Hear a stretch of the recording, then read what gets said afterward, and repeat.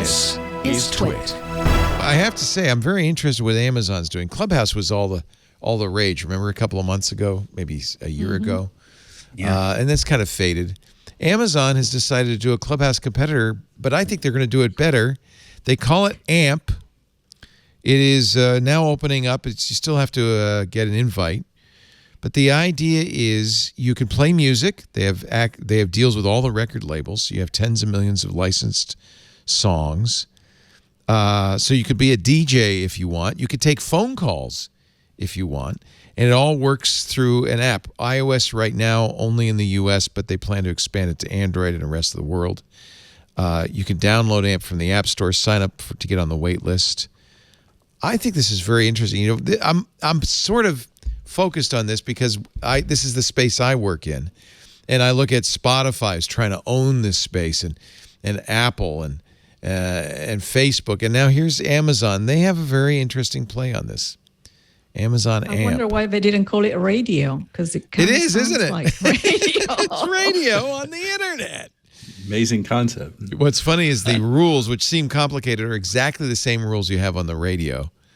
So they obviously have the same kind of licensing deals with the record labels. You could play 2 songs from the same album or 3 songs from the same artist in any 3-hour window. You can't repeat songs in that time frame.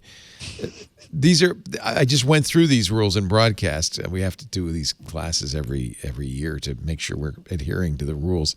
And that's exactly the same deal that the record labels have the broadcasters. So it is really kind of like radio. You can't focus on taking song requests. You can't play any songs from outside the library unless you have the right to do so. It's audio. I feel like this is going to be a very strong contender and a lot more interesting, frankly, than Clubhouse.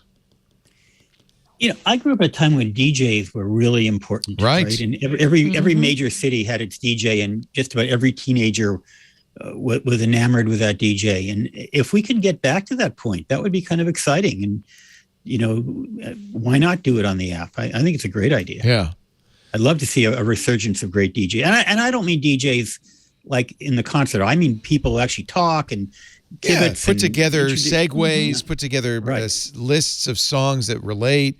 Yeah, maybe do absolutely. some news. Get some news in there. Hey, Leo, you and I could get a job as do the 5-minute news on some of these radio shows. Don't need see, Larry, you're still in the old school way of thinking. You don't need a job anymore. You just do this. Well, that's true.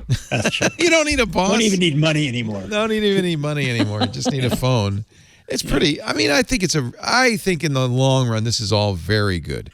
You know, that anybody who wants to do this can. My son has become a TikTok star. He doesn't. I like it because he doesn't use the Laporte name, so it's not. You know, he's not playing. You're proud, but at a distance. No, I just don't. He's making it on his own. He's Salt Hank. You go to salthank.com, and he does these TikTok cooking videos. He sells salt. By the way, I'll give him a little plug. The new salts are in. Just added chimichurri. Truffle garlic's my favorite, and they just got a whole bunch of more in stock. So if you're in the mood for salt. But this is a perfect example. This kid grew up.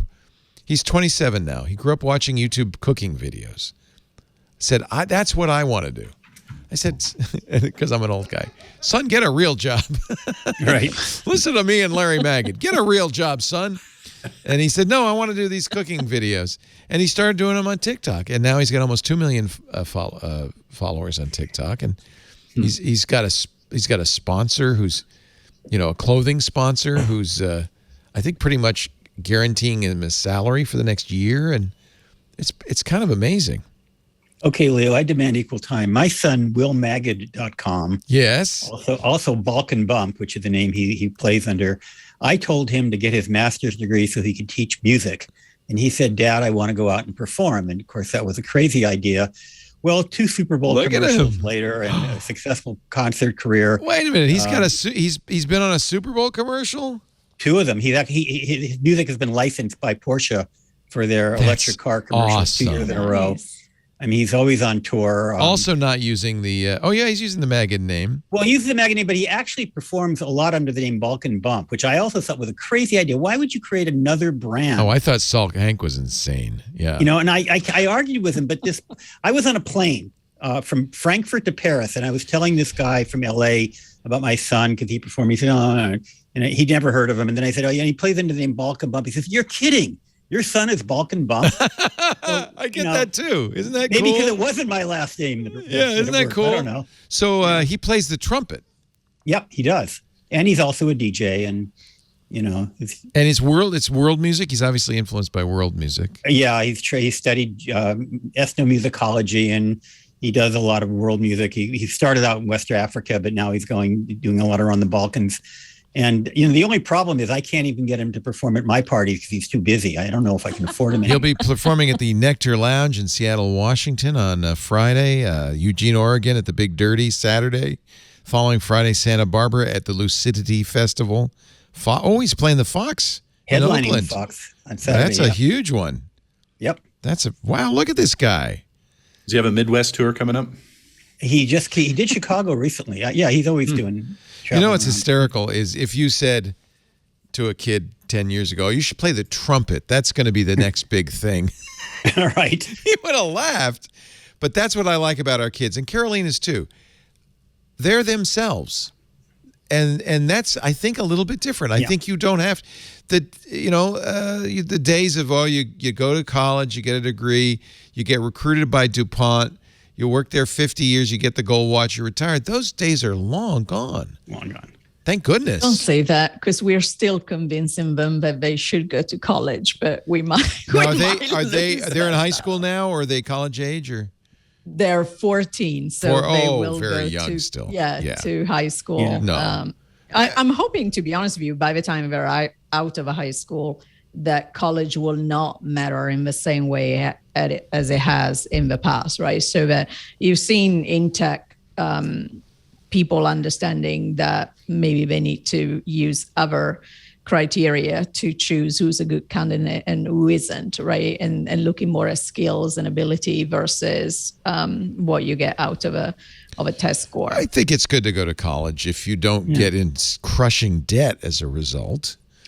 Absolutely. That's exactly it, right? Yeah. And that it's not just certain colleges that open door, but it's really it's opening your mind more than opening the doors. And it's really not learning about the world around you. And it's not just what you learn. I mean, a lot of my son's collaborators are people he met in college. Right. And that's how he got his start in professional music, was by collaborating with fellow students and faculty and others. And when I think back to my days at Berkeley, a gazillion years ago, it wasn't what I learned, but who I hung out with that had such a huge impact on my life. I think that's true. Yeah.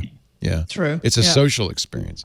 So we're all in favor of going to college. Don't think we're not. Especially for Carolina's kids. Okay. Although it's funny. I will call you up and you'll help me with that. I'm watching the Dropout, which is the Elizabeth Holmes Theranos story. Yeah. Great show. She drops out of Stanford sophomore year because she's going to make this thing that will never work. And they said, "What are you dropping out of college?" Her parents probably. "What are you dropping out of college?" She said, "Bill Gates dropped out of college. Steve Jobs dropped out of college. Larry Ellison dropped out of college. Leo Laporte dropped." No, she did not say that, but she could have. Probably doesn't matter as much as it used to. But on the other hand, I think that's from the outside world. But from the inside, the stuff the experiences you have, the things you learn. And you'll never be a lawyer like Evan if you don't go to college, right? You got to go to college for that. That's right.